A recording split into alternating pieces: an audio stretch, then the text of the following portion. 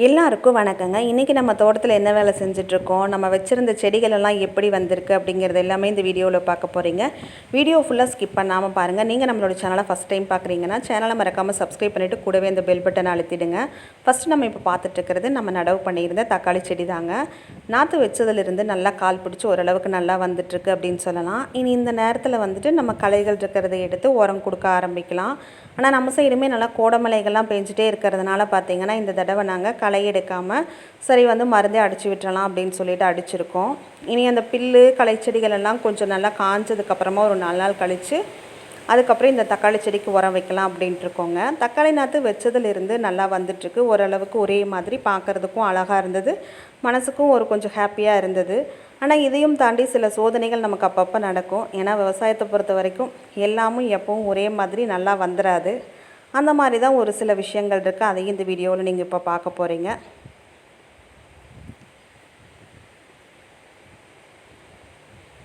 அடுத்ததாக நம்ம பார்க்குறது பார்த்திங்கன்னா கொத்தமல்லி தழை தாங்க. இது நம்ம கொஞ்சமாக தான் நடவு பண்ணியிருக்கோம். அதுவுமே ஓரளவுக்கு நல்லா முளைச்சி வந்துட்டுருக்கு. மழை பெஞ்சிட்டே இருந்ததுனால கொஞ்சம் ஈரமாகவும் இருந்துகிட்ருக்குங்க. சரி, இப்போ இதில் கைக்களை மாதிரி தொலைவிடலான்னு சொல்லி ஃபஸ்ட்டு இதில் தான் களை எடுத்துகிட்ருக்கோம். இனி இந்த களை எடுத்து முடித்ததுக்கப்புறமா பார்த்திங்கன்னா இதுக்குமே உரம் போடணும். களைகள் ரொம்ப அதிகமாக இல்லைங்க. இந்த ஓரத்தில் தான் கொஞ்சம் பில் இருந்தது. ஒன்றாறு இருக்கிறது அப்படியே கைக்களை மாதிரி எடுத்துகிட்ருக்கோம். இதை எடுத்துகிட்டு அதுக்கு அடுத்ததாக பார்த்திங்கன்னா பீட்ரூட்லேயுமே களை எடுக்கணும்.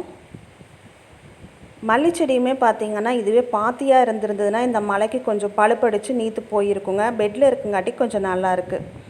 அதுக்கடுத்தது நீங்கள் பார்க்குறது தான் நம்ம நடவு பண்ணியிருந்த பீட்ரூட்டுங்க.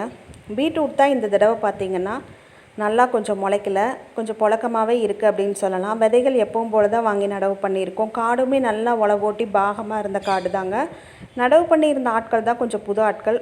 என்ன மிஸ்டேக் அப்படின்னே தெரியல. நம்ம கூட பக்கத்து காட்டிலையுமே நடவு பண்ணியிருந்தாங்க. இது கூட நடவு பண்ணது இந்த மாதிரி தான் இருக்குது, இதுக்கு முன்னாடி நடவு பண்ணது கொஞ்சம் நல்லா முளைச்சிருக்கு அப்படிங்கிற மாதிரி சொன்னாங்க.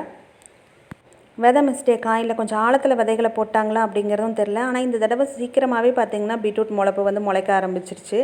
எது எப்படியோ ஆனால் இவ்வளோ புழக்கமாக இருந்தாலும் இதுக்காக நம்ம செய்யக்கூடிய வேலைகள் அப்படிங்கிறது ஒரே மாதிரி தான் செஞ்சிட்ருப்போம். களை எடுக்கிறது, மருந்தடிக்கிறது, உரம் போடுறது, எல்லா வேலைகளுமே செய்வோம். ஆனால் நம்ம எதிர்பார்த்த அளவுக்கு பார்த்திங்கன்னா இதில் பெருசாக மகசூல் நமக்கு கிடைச்சிடாது. அது மட்டும் இல்லாமல் செடிகள் முளைச்சி வந்துட்டு இருக்கும்போது கூட பார்த்திங்கன்னா நல்லா காற்று மழை சுழட்டி அடிக்கும்போது ஒரு சில செடிகளெல்லாம் அப்படியே கட்டாகி படைக்காலில் விழுந்திருந்ததுங்க. இந்த மாதிரியும் ஒரு சில செடிகள் அதுலேயுமே நமக்கு போயிருச்சு. இதெல்லாம் பார்த்திங்கன்னா ஒரு சில நேரங்கள் இந்த மாதிரி தான் முளைச்சி வரும். எல்லா நேரமும் நமக்கு பார்த்திங்கன்னா ஒரே மாதிரி நல்லா வந்துடாது. நீங்கள் இப்போ பீட்ரூட் நடவு பண்ணியிருந்தீங்கன்னா எப்படி வந்திருக்கு அப்படிங்கிறத மறக்காமல் கமெண்ட் பண்ணுங்கள். இப்போ நம்ம பார்த்துட்ருக்கிறது பீன்ஸ் தாங்க. இது நம்ம கொஞ்சமாக ஒரு சாம்பிள் மாதிரி தான் நடவு பண்ணியிருந்தோம். இது நடவு பண்ணி முடிச்சதுமே பார்த்திங்கன்னா மழை ஆரம்பிச்சது. இது எப்படி முளைச்சது அப்படின்னு கூட பார்க்க முடியல.